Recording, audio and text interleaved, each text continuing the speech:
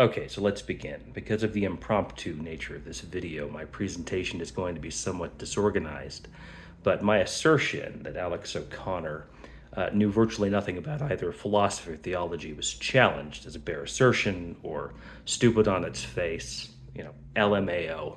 How could anyone possibly say something so obviously false? Well, I'll explain it to you. Because Alex O'Connor transparently knows nothing about philosophy or theology, despite using a lot of philosophical vocabulary and pretending to have intimate familiarity with the content and meaning of Scripture and doctrinal exegesis of it. Okay, so let's begin. I've just pulled up Alex O'Connor's commentary on Ben Shapiro's and Edward Feser's argument for the existence of God, cultivated from Aristotle's argument of a prime mover in his physics. So Alex O'Connor gives this outline of Aristotle's argument from God, which is a little more sophisticated than his actual formulation of it. Aristotle being significantly smarter than Alex O'Connor, much more precise, much more logically rigorous than Alex O'Connor could possibly be with his current level of philosophical understanding. So Alex gives this brief explanation of Aristotle's argument for the existence of God, which Edward Feser uses, and Ben Shapiro gives a brief outline of. All right, so premise one, change is the actualization of a potential. Premise two, no potential can be actualized without something already actual. Premise three, an infinite regress of actualizers is impossible. Conclusion, there must be a purely actual actualizer. Okay, so this is not actually Aristotle's argument for the existence of God. As I said, Aristotle's argument for the prime mover is significantly more sophisticated than Alex O'Connor's representation of it.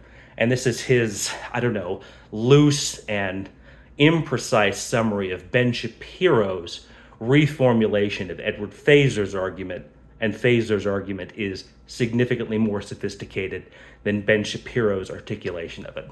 And so this is what Alex O'Connor has to say. My first objection is that the argument seems to lead to a contradiction. The argument assumes that actual infinities cannot exist. All right, so let's stop right there, okay? Nowhere in this argument is it stated that actual infinities cannot exist. What it says, and you need to pay careful attention here, is that an infinite regress is impossible. No one who believes in the existence of a prime mover would ever say something as stupid as an actual infinite cannot exist, as the prime mover himself is infinite. Okay? There is no philosopher of any merit that I can name in the theological tradition who would say something as absurd as infinities cannot exist, given that the doctrine of God states that he himself is infinite.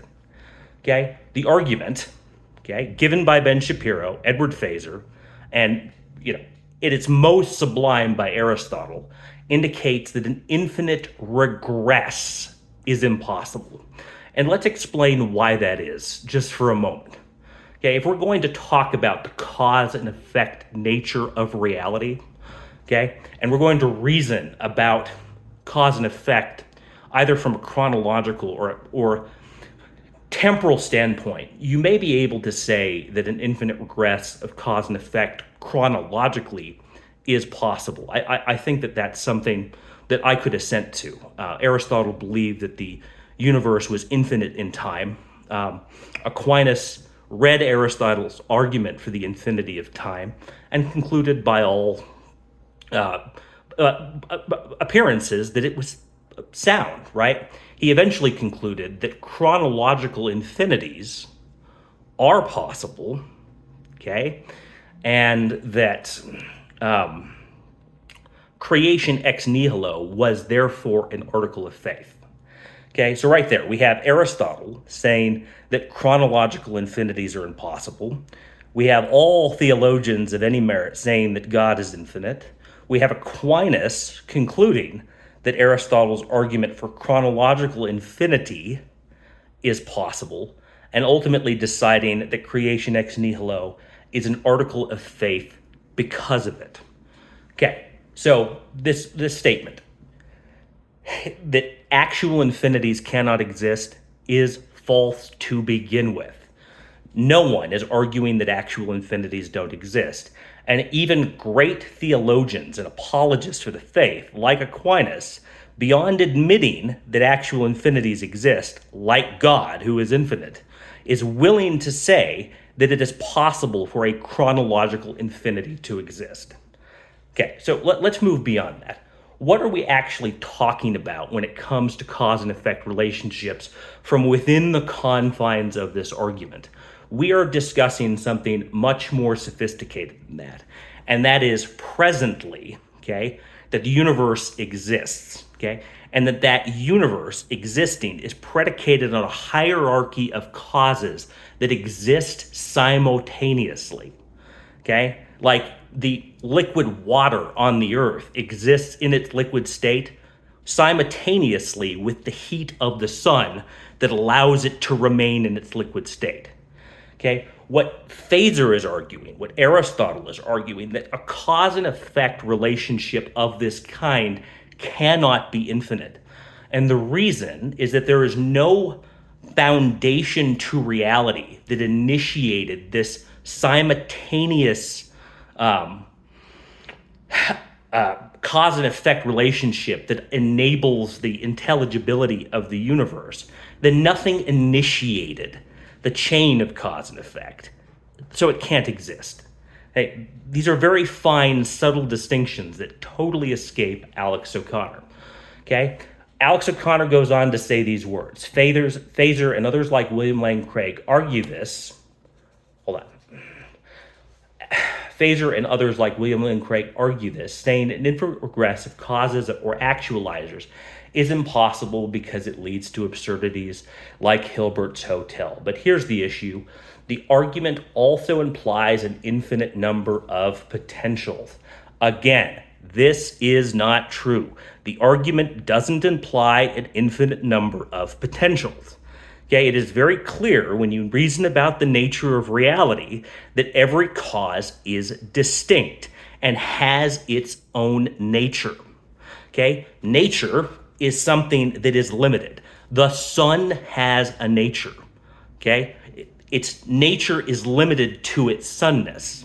Okay, so the effects of the cause of the sun are limited, to the effects that the sun is capable of enacting. Sunlight cannot have within itself the potential to cause a porcupine, right? It has the potential to create illumination, to heat the space around it, things of that nature. Okay, there is not an infinite number of potentials contained in a cause. But if you want to reason about someone like God who is infinite, okay, someone like Aquinas would say that God's power is not infinite in the sense that he can do anything. His power is infinite in the sense that he can do anything that is logically possible. So God's power is not infinite in some kind of absolute sense. It too is limited because God is pure being, right? Everything he creates has to have a being or a nature or an intelligibility. So the number of potentials that exist are inherently limited. Nothing Alex O'Connor says in response to Edward Phaser or to Aristotle or to William Lane Craig or to Ben Shapiro makes sense. He doesn't understand these arguments. He's not a philosopher. It's as simple as that.